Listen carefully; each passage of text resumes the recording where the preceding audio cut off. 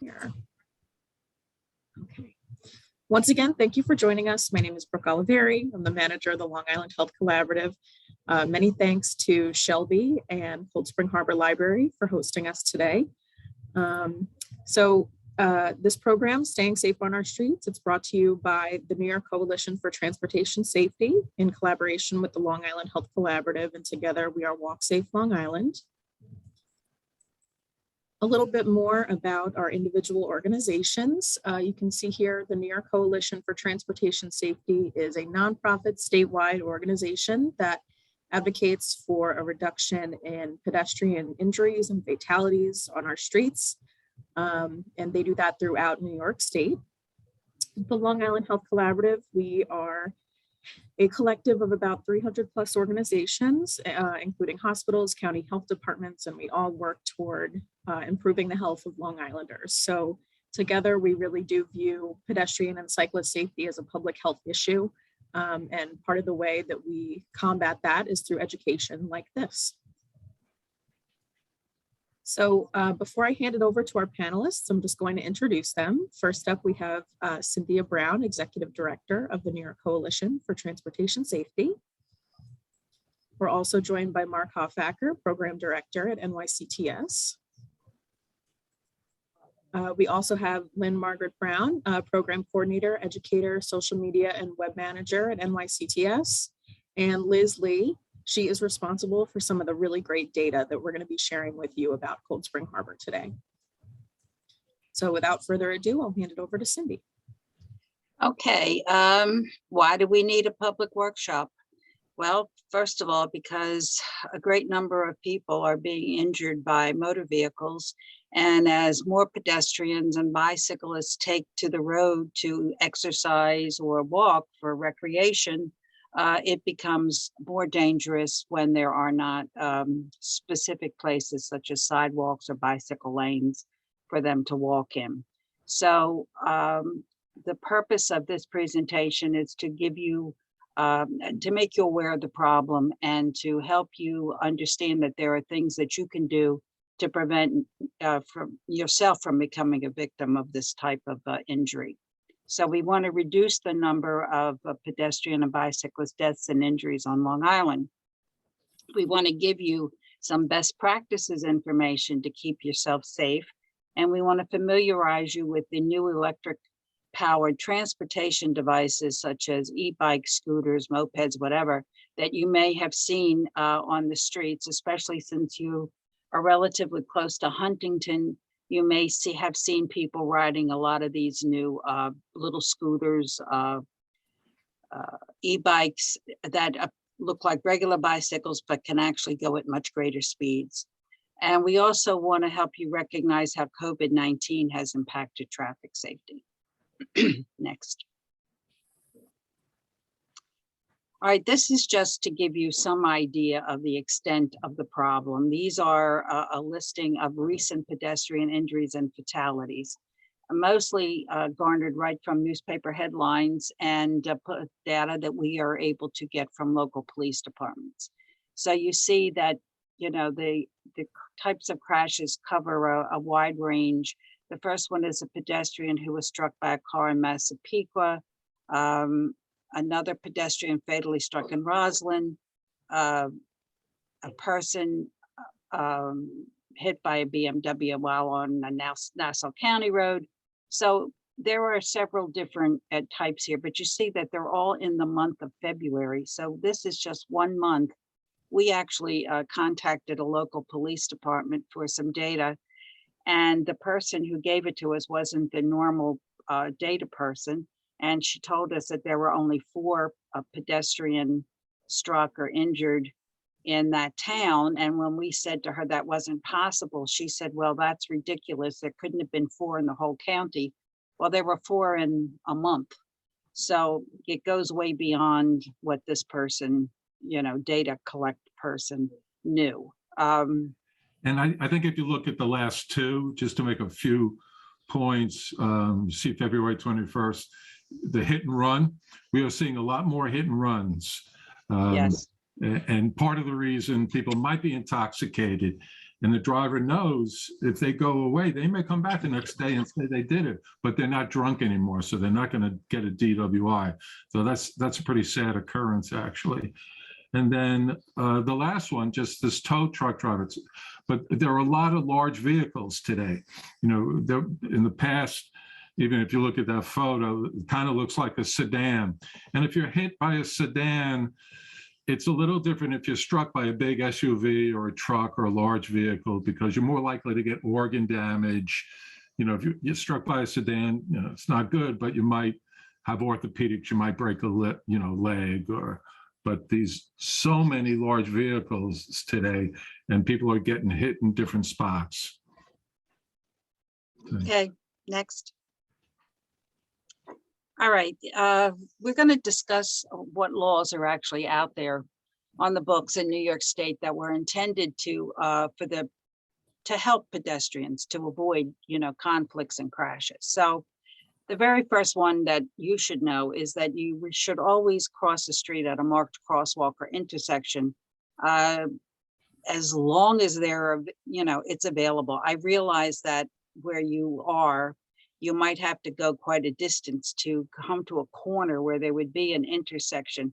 But generally speaking, if you're in an area where you walk, which like business districts or whatever, you'll find almost all of the intersections marked and signed.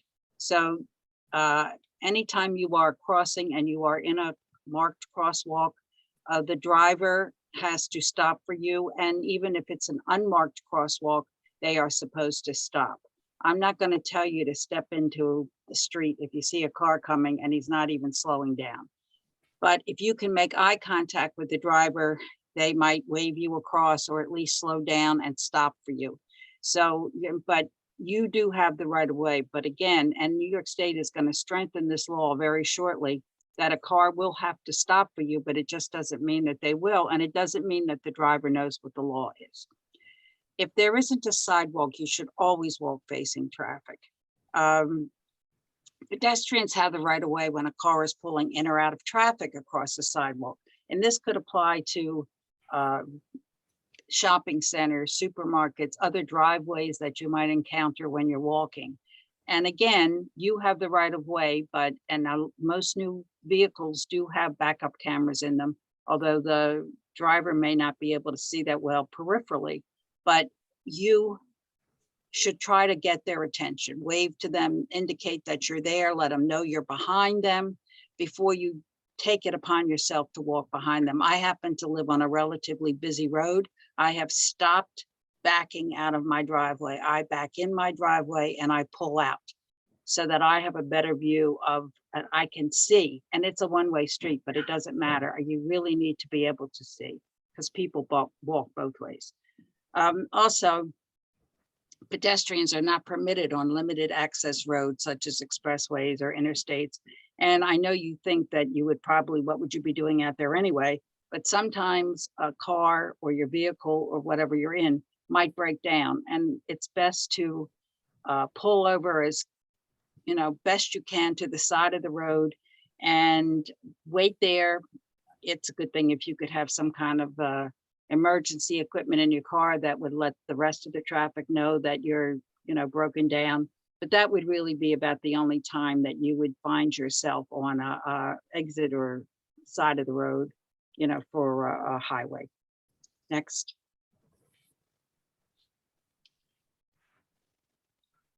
Okay, this is Cold Spring Harbor. So Brooke or Mark, did you want to talk about this?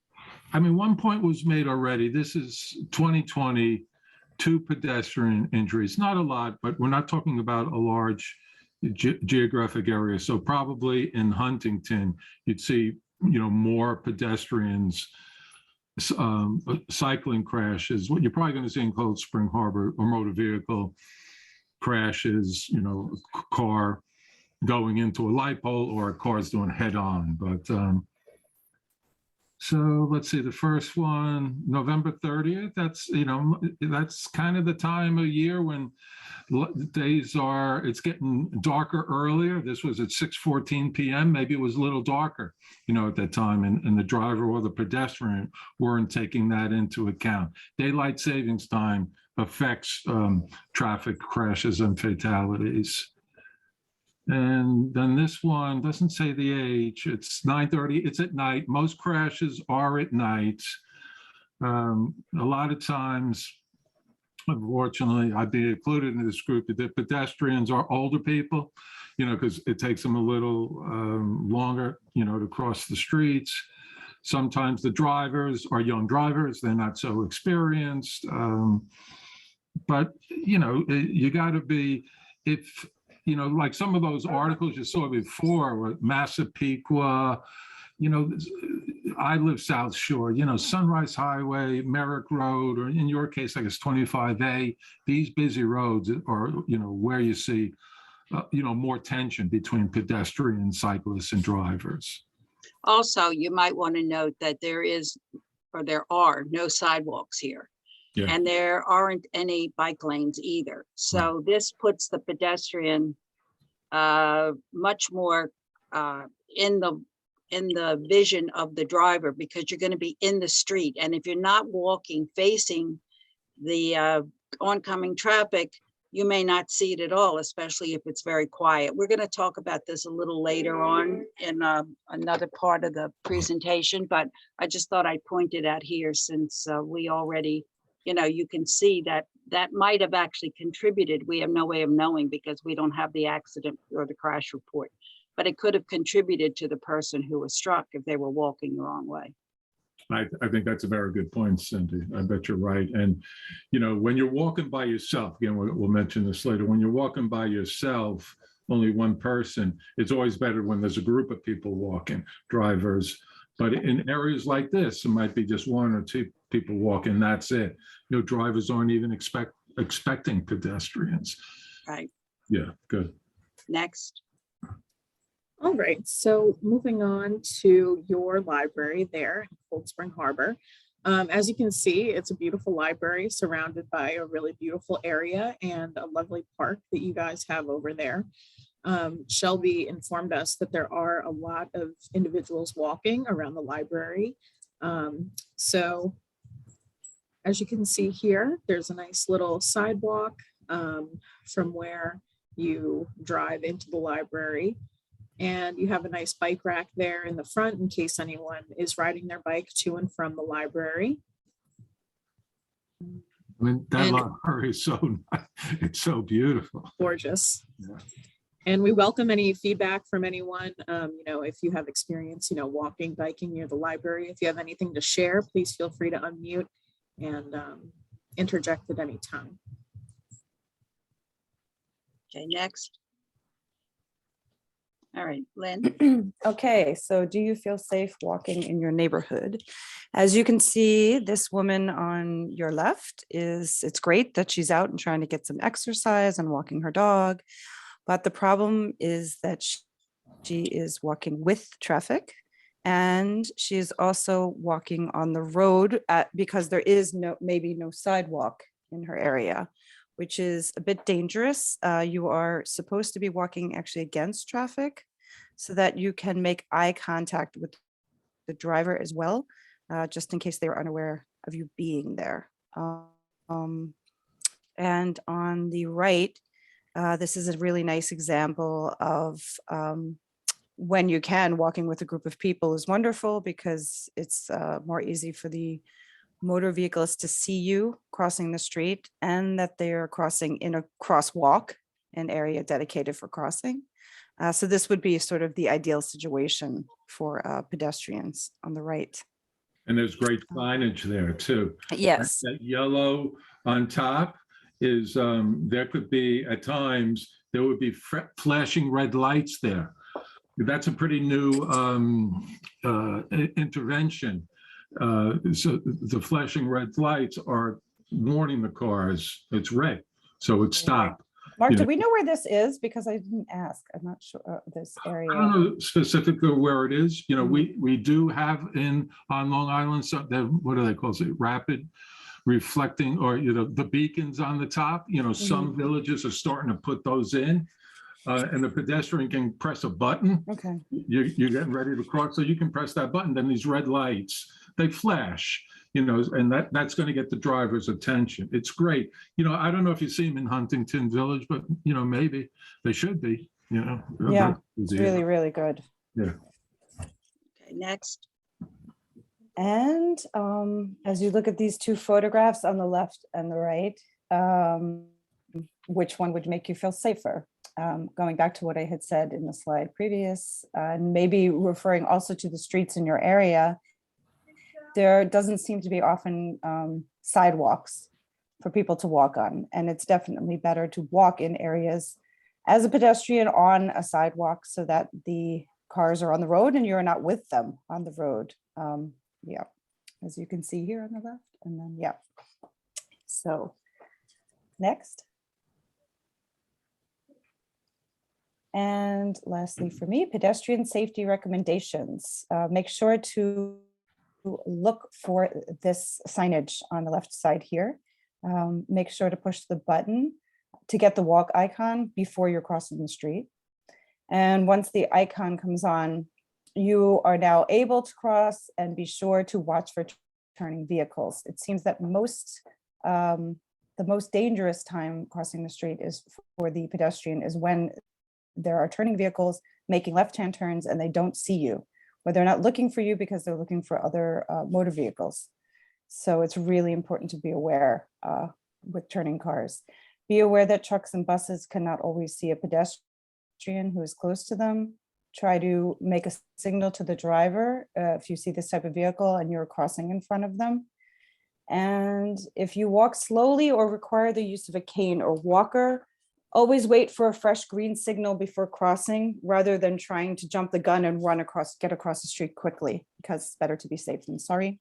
And lastly, rethink drinking and walking. If you were out meeting friends for a drink and you thought it was best not to drive, you were right, but you also have to be really careful crossing the street at that time and walking amongst traffic. Thank you. Next. All right, these are recent or relatively recent roadway designs and devices that are intended to make it safer for a pedestrian to cross the street. One I'm going to start with is a road diet, which is intended to reduce vehicle speed and the number of lanes pedestrians cross. You may have had in the past a roadway that was a 4-lane road, 2 lanes in either direction. And a vehicle who wants to make a turn into a parking lot or a supermarket or whatever has to cross over that double line and pull into, you know, between traffic cars, whatever, to get into that where they have to go. So what they'll do is they reduce it to basically 1 lane in either direction, and they provide a turning lane so that when you get to the intersection, it is much easier and safer to make a turn. And it also cuts down on the width of the road so that a pedestrian who's trying to cross it actually has less distance to have to cover as they want to cross the street. A pedestrian refuge island is usually found on a street that's much wider. I don't know how wide Northern Boulevard is out by you, but take a road like Sunrise Highway, for example, which is almost 6 lanes. So it's very hard for some people to cross in the amount of time that's allowed on the signal. So they build a small median strip in it, or they provide a space for the pedestrians to stand so that if they can't get completely across the street, they have a place to wait until the light changes again. Raised crosswalks are also meant to help pedestrians in the sense that they are not level with the street. And so it forces a vehicle to slow down slightly as they would approach intersections where these crosswalks, a lot of times they're brick, they're almost always striped. Sometimes they're done with different materials, anything that slows down the car. Crosswalk visibility enhancements, such as lighting or what you saw in one of the previous slides, that type of signage that flashes. There are also stop signs that have lights all around them. There are signs that tell you that there are pedestrians, lighted signs that say, you know, this is where pedestrians cross. And these are really, really a big help, because they're especially visible at night. You can see them much better. They attract the driver's attention, if nothing else. So they really do help the pedestrian cross the street. At least they help make the driver aware that there are pedestrians crossing there. And then lastly, we have what are called leading pedestrian intervals, and you may have seen them in your neighborhood. These are traffic signals that are not just countdown signals, but what happens is that the walk light comes on for the pedestrian to cross before the motorist gets a green light to be able to turn. So sometimes it's 3 or 4 seconds, sometimes it's longer. It depends on the width of the street. But it is a huge help.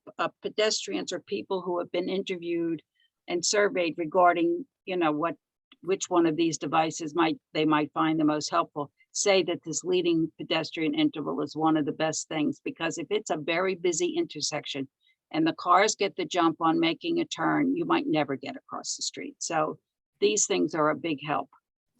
Next. So let's talk about some bike laws now, and just to understand, like this is New York State vehicle and traffic law. You know, I imagine most of us are drivers. We're supposed to know most of these laws, but there's a section in here for cyclists.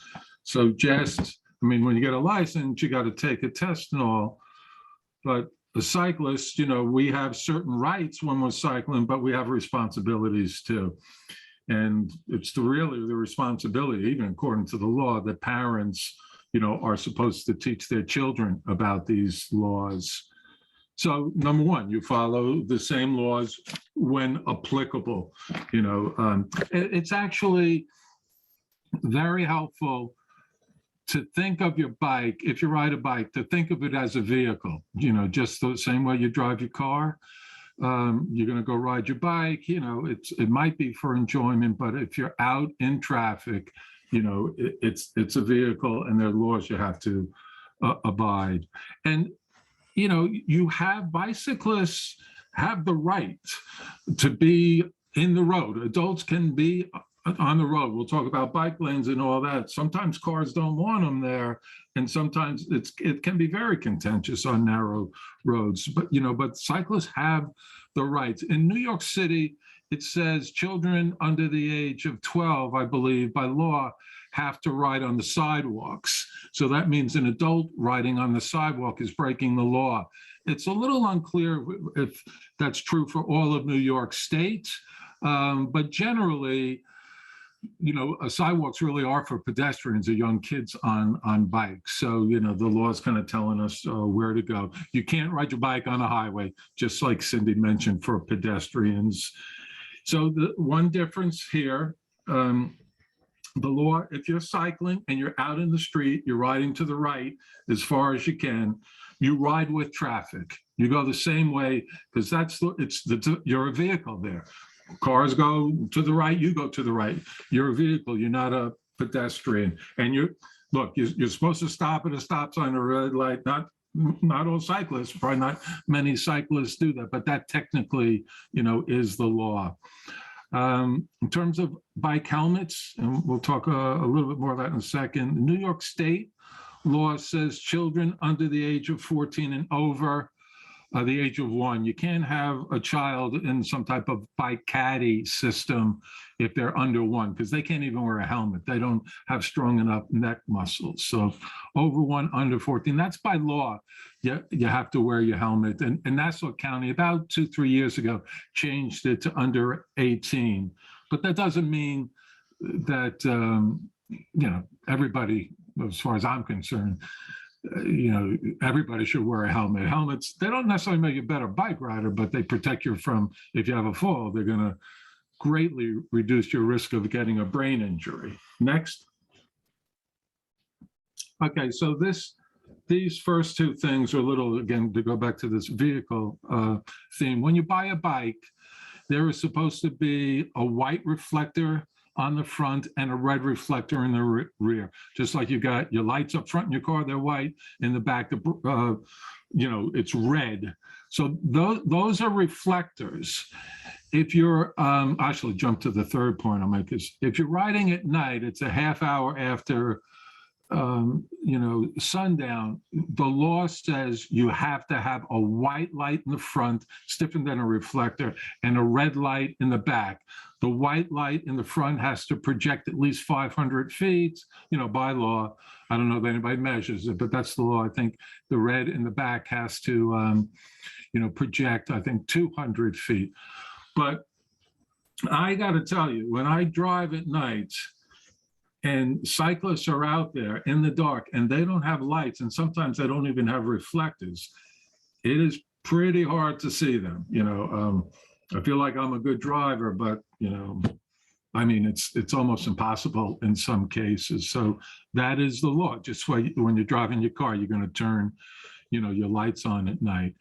That second point, if you're riding out in the street, cyclists, you're supposed to only be at most 2 abreast, riding next to each other, 2 people.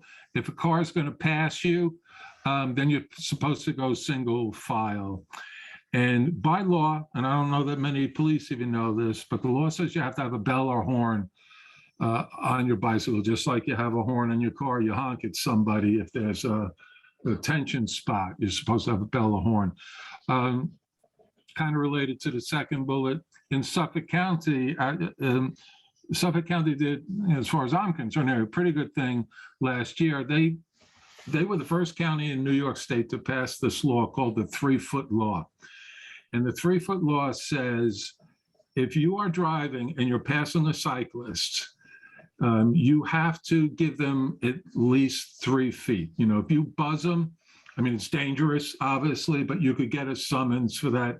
I don't know how many summonses have been given out in the first year, but I like the law because it kind of says, you have to respect the rights. When we're driving, the road is not just for us. You have to respect the rights of cyclists too. And, they're pushing in New York, in Albany, to have that become a state law, but Suffolk County was the first, and you should give you credit for that. Next. All right, so let's say a few words. Let's see if I can, about helmets, just to make, we've learned, or you can have a helmet, but if it's not the right helmet and it doesn't fit you correctly, it's not doing a whole lot of good. And we see that a lot. We work with a lot of children. We do bike rodeo events. We do assemblies. We try to fit helmets for kids. A lot of them have helmets that are way too small, so it doesn't protect their head. So let me show you. See, it's going to be hard, but this is my helmet. And it's good, if you can, to get an adjustable helmet. So I got a big head. So, if I wear my helmet like that, it's not doing me a lot of good. I'm fortunate that if I enlarge it, if I adjust it. So if you are riding, or you have kids who are riding, when you put your helmet on, you're supposed to roughly get about 2 fingers, think of 2 fingers from your eyebrows to the bottom of the helmet. So now if I were to fall forward, I would get that protection because I'm not wearing it on top. There's a tab right here, this piece of plastic that slides up and down. You slide that to the bottom of your ears. You put it there, it's like a V there. And then when you clip your helmet, you're supposed to get 1 finger between the strap and your chin. So then you have a helmet, this helmet fits me. It's fairly snug. It may not be the most comfortable thing in the world, but, if I'm shaking my head, you see, it's not moving much. God forbid now, if I fall when I'm riding my bike, I'm going to get, pretty good protection. There are different types of helmets at different prices. Some kids use what's called a multi-sport helmet. They're cut differently. They have more protection in the back. They go down deeper back here because kids who are on skateboards, the helmet law is also for skateboards or rollerblading. And when you're on a skateboard, you tend to fall backwards, so you might hit the back of your head. So a multi-sport helmet gives you a little extra protection there. And if you have two things I'd say, if you have an old helmet, every helmet should, it has a date inside. So my helmet's from January 2016. That's not too bad, but it's getting, what is that, 6 years old now? That's not too bad. But sometimes we see, if you have a helmet and your sticker says 2002, get a new one. It's lost, it's sitting around, for 20 years. It's not as effective as it used to. And if you ever do have a fall, and obviously, even if you don't necessarily see a crack in the foam, replace your helmet. One thing I would say about helmets, we do car seat safety too, and it's true with helmets too. But this foam is really high tech. Here's this is really high tech. So every year helmets probably get more effective, because they're absorbing more energy, because they're developing the helmets more. Next. So just a few words about infrastructure. We got two photos here. So let's start with the one on the right. You've got a bike lane there. It's painted. It's really just a shoulder, right? I mean, there's nothing much to it, but it's good, because if you're riding parallel roads, if 4 of you go in that bike lane as opposed to 1 on every 4 roads, you're going to have some critical mass there. And, it tells you where to go. And that car is parked illegally. You can't park your cars in a bike lane. That's against the law. But what you see on the left, this is over by Stony Brook, 347. Yeah, I used to drive out to Stony Brook on a pretty regular basis, and I always thought it was a pretty dangerous road. And a few years ago, they actually put a bike lane. But you see what they did is, it's an off-road bike lane. It's really kind of the sidewalk. They enlarged it. So you're cycling now. You don't have conflict with cars because you're off-road.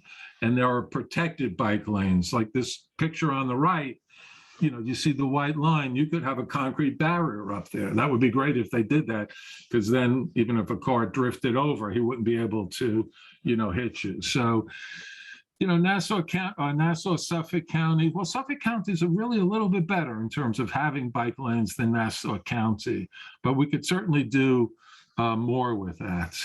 Next. And then these photos show you something very common. It's called dooring, especially for cyclists maybe who commute. So they're both, riding with traffic. That's a good thing. But especially the guy on the left, the driver is just opening up his door. And if the cyclist is there, they could be knocked down. And he's going to be knocked down into a car lane. It's pretty dangerous. If a little technique, this isn't the law. There's something called the Dutch reach. You can see that person opening their car door, right? They're using your left hand. You park your car, you're looking straight ahead. You just open the door with your left hand. You don't look. There's a technique. The Dutch reach is you open your car door with your right hand.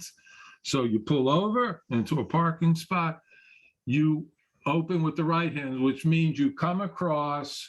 And so you've got your side view mirror where you might see, pedestrians or cyclists, or your peripheral vision. You might see that person, especially on the right, like if that person was taking like an extra split second to open up their door, they might see, that cyclist. So, riding in traffic is, it's a skill, it's a skill. The guy on the right, I ride my bike. I don't like to do it too much, in traffic, but he's not real. But technically, when I'm passing a car like that, I'm looking in there to see, is there a driver there? And if there's a person even sitting in the car, I'm going to slow down because I know they might open up their door. Next. All right, these are some of the new devices that have come out on the market in the, last year or two.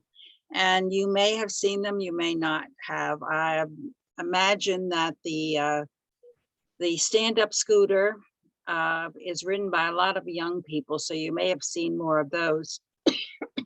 excuse me. And the bike with that box on it on the bar, that's an electric bike or an electric assist bike. And the little device on the bottom is a hoverboard or self-balancing scooter.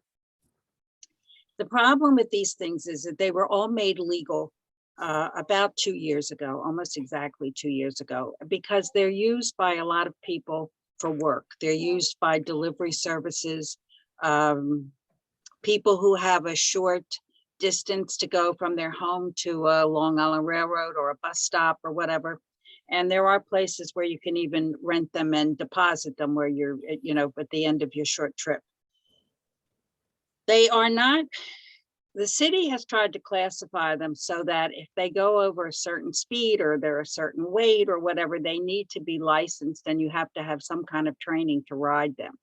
But most people don't do it. They don't even have a helmet law that they need to wear a helmet unless it's almost categorized as a motorcycle, because motorcyclists do need to wear helmets regardless of age or anything.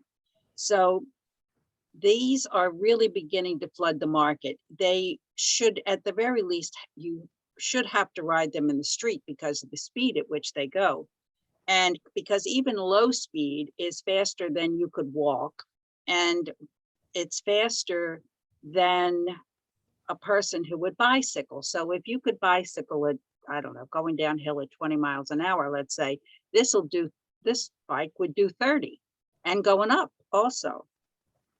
The little scooters or mopeds or whatever you want to call them, they started out going slow, about 20 miles an hour, but as the manufacturers come up with more and more of them, now many of them will go up to 50 miles an hour. And people are riding them on the sidewalk. They really don't belong on the sidewalk, they belong in the street. And also the state is really going to have to come down with better regulations that categorize which of these vehicles require training to ride and licensing to purchase. So as I said, I don't know how many of them you see in your location, but if you want to take a ride into Queens, be careful you don't get run over by one of them. They also do not obey one-way laws, and that's just a nightmare, nor do they make any noise. So you're not going to hear them coming. And it's really not a good thing. So they themselves can be a very good thing because they run on batteries, they're electric, they're good for the environment, unless you get hit by one, but they're, you know, you really, really have to be careful. And because they came about so quickly that it, you know, it's the kind of thing that I don't think that we actually kept up with as far as regulations go. So, you know, not that we want to over-regulate anything to death, but there have to be, we cannot all, walkers, regular bike riders, use and ride in the same places as these vehicles that can go up to 40 miles an hour. Next. All right, this is just a little recap of what we talked about before. It's really meant as tips for pedestrians. Without even going into this whole list I put here, the best, absolute best tips for pedestrians is see and be seen. And if you want to be seen, you should stop wearing black morning, noon, and night. And you should at least think about having something that reflects light. So whether it's a bright scarf or a sweatshirt or shoes, or if you pushing a shopping cart, put reflective tape on the cart or make like little ribbon strings from it. Something that when it gets dark out and you're crossing in an area that's not well lit, that a driver can see you crossing the street. And the other thing is, if you are worried about how busy it is and you're afraid to step out, really, really, really try to make eye contact with the driver of the vehicle. I know it's not easy, but with speed limits being reduced on a lot of roads around the state, and you're going to see more of it. And I know no one seems to like speed cameras, but if you can't have police enforcing speed, you're going to eventually see speed cameras. So if the speed limit is reduced to 25 miles an hour, that vehicle is going slow enough that a driver should see you. Though that's assuming they're going 25, but anyway, they should actually have a better chance of seeing you and you're seeing them so that you can get their attention. That's the best thing to do. You do have to be careful for the discourteous other driver who will drive around the vehicle that's stopping for you. So you can't be too careful when you're out there.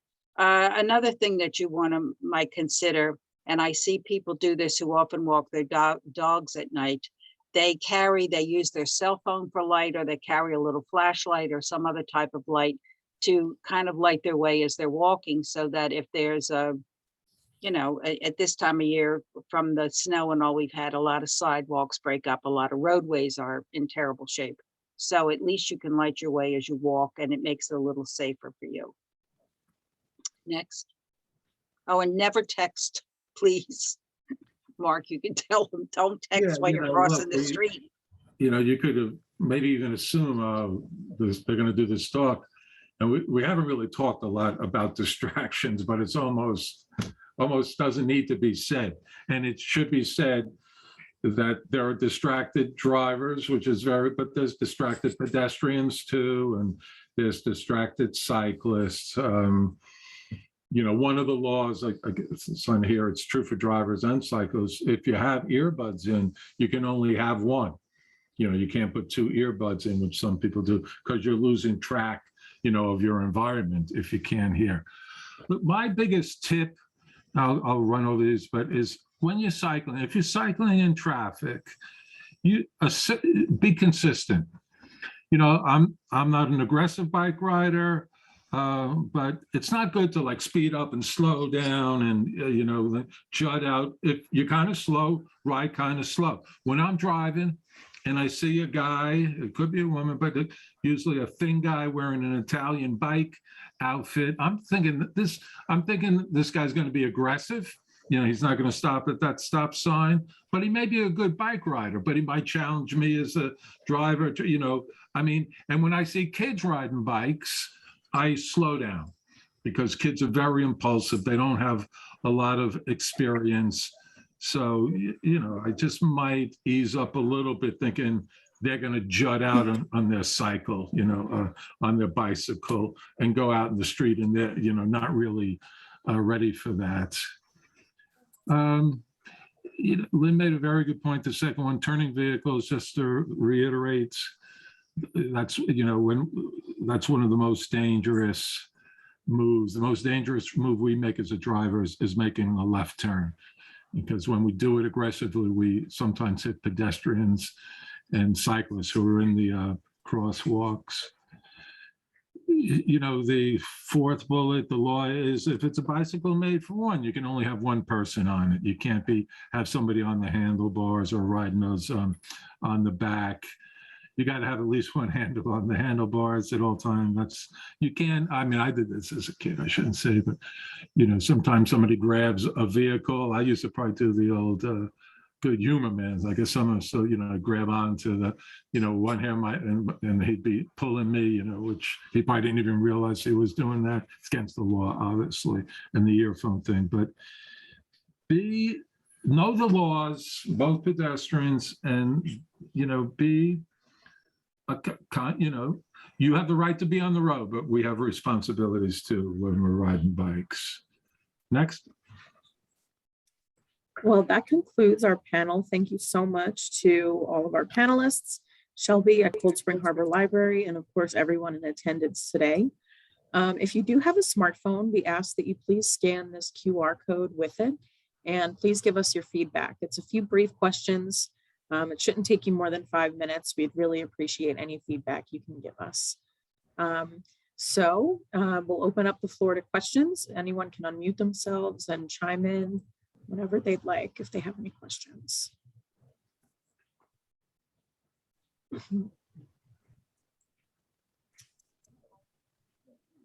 Don't see anything in the chat either, but if you do happen to think of any questions, feel free to send them to either Cindy, here's her contact information, or to me, and I'll make sure that your question gets answered appropriately by one of our panelists. And we just have a few more resources for you. The Walk Safe Long Island website, you can find upcoming events like this one and some other walks that we have going on this year. The New York State Governor's Traffic Safety Committee, the New York State Department of Transportation Biking in New York page, the National Highway Traffic Safety Administration, and the Institute for Traffic Safety and Research is really great for crash data if that's something you'd like to know more about. So once again, thank you. Thank you so much, everyone. Thank you.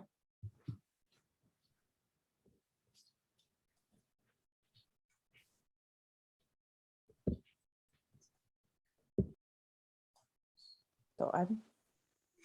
Oh, can we? What, are we Lynn? s- Are we on? Are we still on? Are we finished? I didn't know. Oh if yeah, we we're were still on. staying I can end it for everyone.